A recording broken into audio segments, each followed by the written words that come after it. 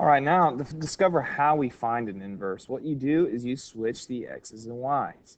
So the first step is just determining whether or not the inverse will be a function using the one-to-one or the horizontal line test. Second step is just what I said. You replace the y and the x get interchanged. Okay, then you'll solve for the new y, and then you'll have your inverse function. We'll have to check to see if we need to restrict the domain or anything like that. So let's look at an example. Here it says first, determine whether f, this function f, has an inverse. If it does, find the inverse and state any restrictions in the domain. So to determine if it has an inverse, we need to see if it passes the vertical line test. And so that's what I'm going to do here, is I'm going to take a, not a vertical line, I'm sorry. We know it passes the vertical line test because it says it's a function there. We'll see if it passes the horizontal line test. As I pass it through, I can see that it never hits more than once, so it passes. Since it passes, we do have an inverse. So here's what you do. We're going to change this to a y, and then we're going to substitute our x's and y's. So I would have that x equals y over 2y minus 1. And now I'm going to solve for y. This right here is one of the trickiest things we actually see in pre-cal to an Algebra 2 type mind, because you wonder, how do I solve for y when there's two y's? Well, I'll show you how that happens. First, we're going to multiply by 2y minus 1. I'm going to multiply both sides by 2y minus 1. When I do that, these go away, and so I'm left with this 2xy minus x equals y. Now, what I'm going to do is I'm going to get my y's on the same side. So I'm going to move this y over and this x over to get it separated. So I'll have 2xy. This becomes minus y, and this becomes positive x. Now to make the two y's become one y, I'm going to do a GCF here. So if I do a GCF, y's are common.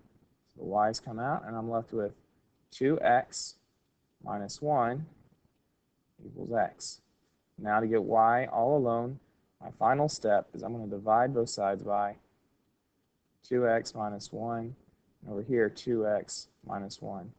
Now that goes away, and since I have y by itself, instead of leaving it as y, I'm going to use that symbol for inverse function. We know it's a function because it passed the horizontal line test. So my inverse would be x over 2x minus 1, and we find out that its inverse is exactly the same as the original. Again, we know it's a function because the original graph passed the horizontal line test, and since we're switching x and y's, the inverse would be passing the vertical line test because this horizontal would become vertical once we switch x and y's.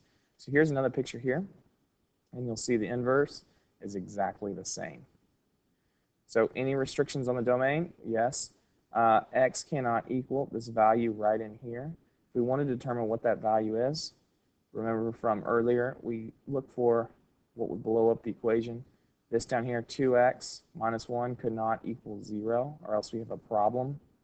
So 2x cannot equal 1, which means x cannot equal 1/2. That's my domain restriction, is that x cannot equal that, or you could write it like this, negative infinity to 1/2, and it's a parenthesis because I can't hit it, and then 1/2 to infinity. That would be your domain restriction.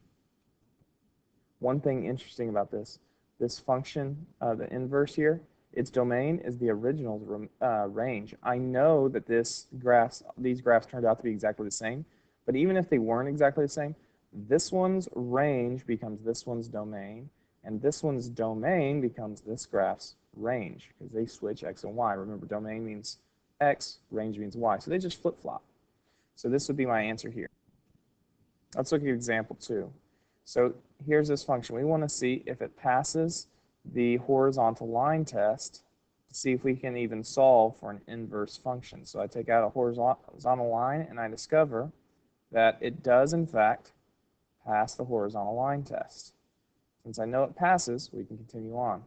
So here's what we do. Remember, we switch the f of x. That represents y. So let's change it to where I have x equals 2 times the square root of y minus 1. Now, if I wanted to solve this, the first thing I would do is divide by 2. When I divide by 2, I'm left with x over 2 equals square root of y minus 1. And then I would square both sides.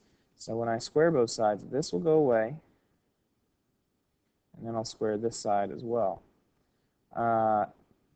When you square a fraction, you just square the numerator, which would be x squared, and you square the denominator. So I have x squared over 4 equals y minus 1. Last step is I would add the 1 over. So I would find out that x squared over 4 plus 1 equals y. And you could rewrite this as f inverse equals x squared over 4 plus 1. For the restrictions in the domain, let's look at the picture real quick. We get this graph. Now, there's one problem, and that this one's domain and range are switched. So I want you to see the domain here.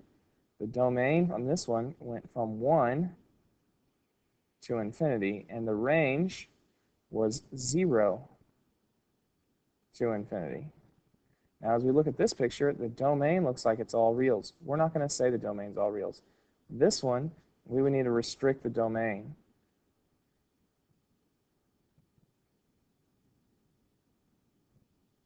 And what would you restrict it to? You would restrict it to 0 to infinity, because you just switched the domain and range of the original. So this picture should actually look like, if you want to do it with a restricted domain, like that. Now you can try this one.